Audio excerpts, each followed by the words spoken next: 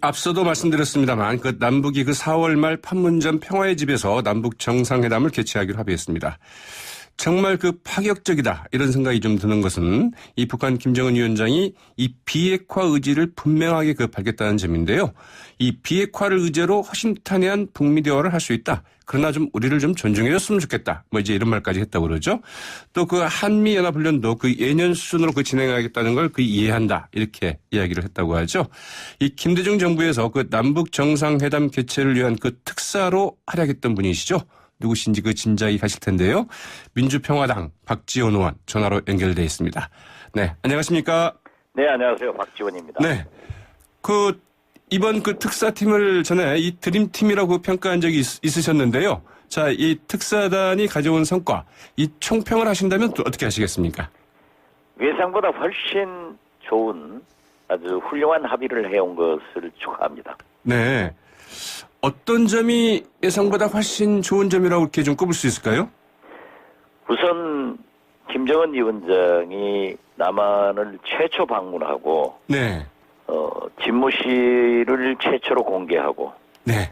또 최초로 포스트 레이디를 동반해서 만찬을 했습니다. 네. 이렇게 김정은 위원장의 통큰 행동과 네. 통큰 결단을 통해서 비핵화의 길로 들어가는 북미 대화가 시작할 수 있다는 것은 어떠한 경우에도 높이 평가해야 되고, 네.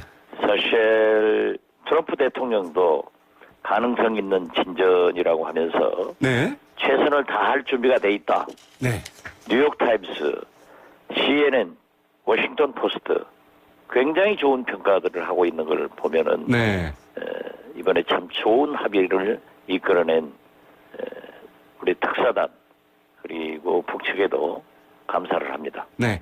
이 세 가지 최초의 것들을 짚어주셨는데요. 하나는 이제 북한 김정은 위원장이 최초로 남한 땅을 밟는다 이렇게 표현을 하시지 않았습니까? 예. 네. 그게 갖는 의미를 어떻게 봐야 될까요? 이건 1차, 2차 정상회담을 했지만은 전부 평양에서 했습니다. 그렇죠. 그러나 당연히 서울에서 답방하기로 했던 김정일 위원장이 약속을 지키지 않았는데 네. 어떻게 됐든 우리 남측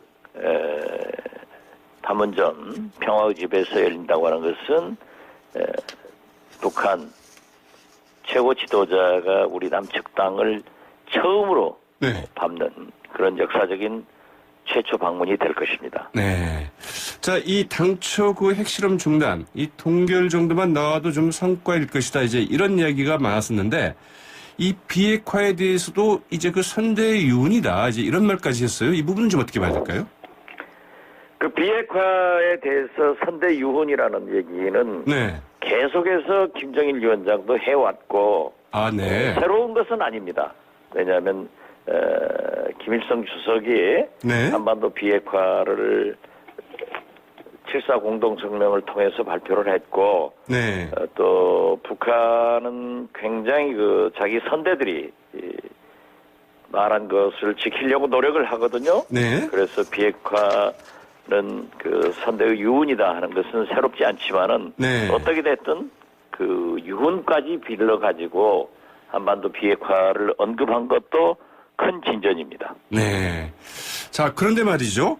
이 자유한국당에서는 결국은 이 군사적인 위협 해소 또 북한 체제를 보장하라.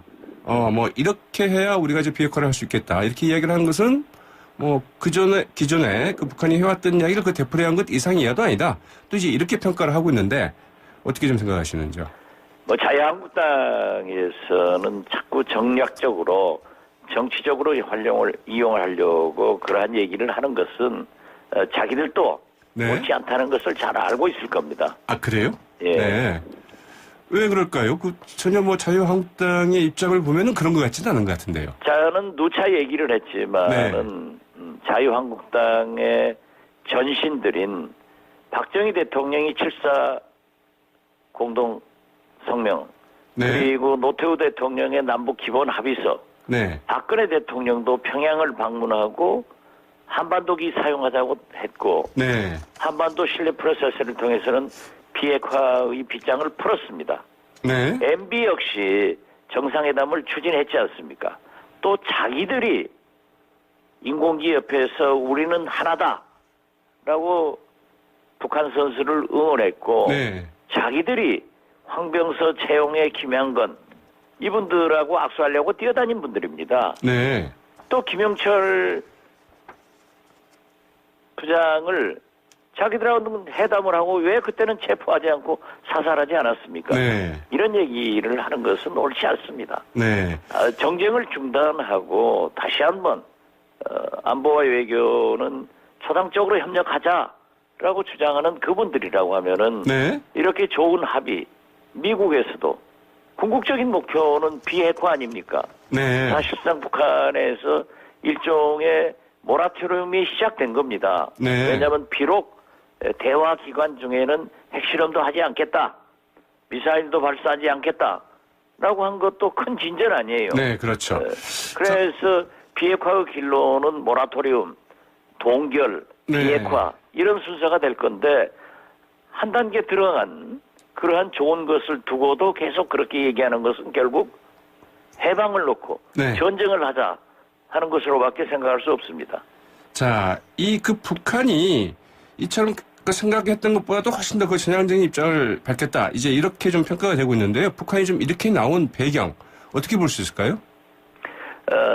저는 누차 그걸 밝혔습니다마는 예. 트럼프 대통령도 이상 끌면은 북한이 시간을 가지고 핵을 소형 경량화 발전시켜서 본토 공격에 ICBM, SLBM이 진전되는 것을 지금 두려워하고 있는 겁니다. 네. 김정은 위원장도 2000년 6.15 남북 정상회담 이후 많은 개혁 개방이 이루어져 가지고 경제가 좋아졌습니다. 네. 500개 이상의 장터가 서고 500만 대 정도의 핸드폰이 유통됩니다. 즉 네. 북한 사회에도 이제 정보가 흐르고 있단 말이에요. 네. 경제를 후퇴시켜서 만약 굶어 죽는 일이 있다거나 또 생활에 불편을 준다고 하면은 이제는 통제 불가능을 할 수도 있습니다. 네. 그렇기 때문에 이제 6차 핵실험을 했기 때문에 핵 폭발력의 고도화는 확보됐고 네. 어느 정도 소형 경량화가 이루어졌기 때문에 미국과 대화를 해서 우리 한국과 대화를 해서 비핵화의 길로 갈 수 있다. 그 첫째 단계가 이번에 북한에서 발표한 대화 기간 중에는 네. 핵실험도 미사일 발사도 안 하겠다. 이게 큰 진전이라고 또 하나의 진전이라고 저는 봅니다. 네. 사실상 모라토리움의 일기에 도달한 거죠. 네. 북한으로서 이제 이 모라토리움을 선언할 만한 그 여유와 배경을 갖췄다. 이제 이렇게 볼 수도 있겠는데요. 그렇습니다. 네. 네. 자, 이제 어제 그 정의용 국가안보실장이 이제 브리핑을 하면서 이 미국에 전할 별도의 북한 입장이 있다. 이렇게 얘기를 했는데요. 자, 이거는 좀 어떻게 좀 추정을 할 수 있을까요? 사실 저는 북미 남북 대화나 남북 정상회담을 위해서는 한미 동맹과 한미 신뢰가 있어야 됩니다. 네. 또 김정은 위원장도 사실 문재인 대통령과 회담을 하더라도 트럼프 대통령의 숨소리를 듣고 싶어 할 겁니다. 네. 그래서 이번에 우리 한미 정부가 평창 동계올림픽 이전부터 상당한 신뢰를 가지고 협력하고 이해를 해서 공동으로 네. 이렇게 성공시켰다 하고 평가를 하면서요.